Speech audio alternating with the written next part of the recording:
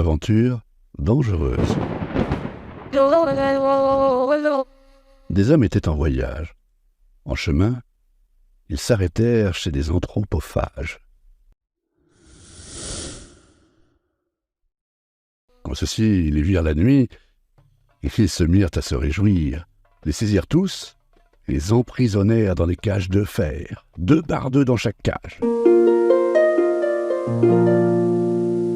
La nuit et le jour, à chaque moment, ils leur donnaient à manger. Quand ils furent bien gras, ils en mangèrent 3. Une nuit que les anthropophages dormaient, un des prisonniers, qui était avisé, chercha un moyen de sortir avec ses compagnons. Quand il eut fait un trou par où pouvaient sortir 2 hommes, tous s'évadèrent. Le bruit du fer réveilla les gens qui se mirent à leur poursuite avec leurs lions et leurs serpents. Ils les reprirent tous, excepté 2, parmi lesquels était l'avisé. Ceux-ci parvinrent à s'échapper parce que, en entendant les anthropophages sur leurs traces, il avait construit une hutte d'herbe où ils s'étaient cachés, de sorte que personne ne les vit. Quand leurs ennemis furent partis, ils enlevèrent l'herbe et s'endormirent. À son réveil, l'avisé s'aperçut qu'un lion avait dévoré son compagnon. Il demeura stupéfait et effaré jusqu'à ce qu'il fût sorti de l'antre du lion et s'enfuit. Il aperçut une tente au loin vers laquelle il se dirigea. Il y vit une femme qui lui dit « Sois le bienvenu et le bien accueilli ». Puis, elle l'invita à s'asseoir sur une natte, sous laquelle était dissimulé un trou.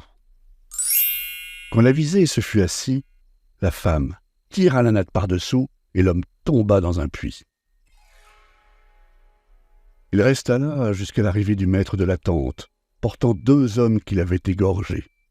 Sa femme lui raconta ce qu'il s'était passé avec l'avisé, puis ajouta « Va le tuer aussi, il est plus gras qu'eux !»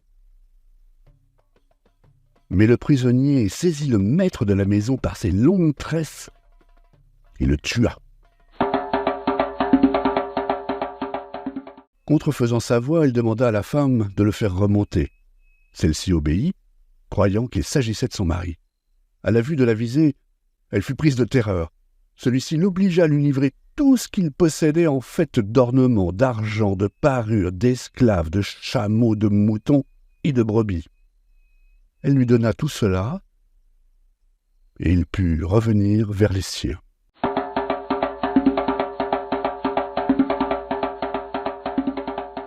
Si tu as appris de cette histoire, n'hésite pas de laisser un pouce bleu, surtout de t'abonner pour ne rater aucune de mes vidéos.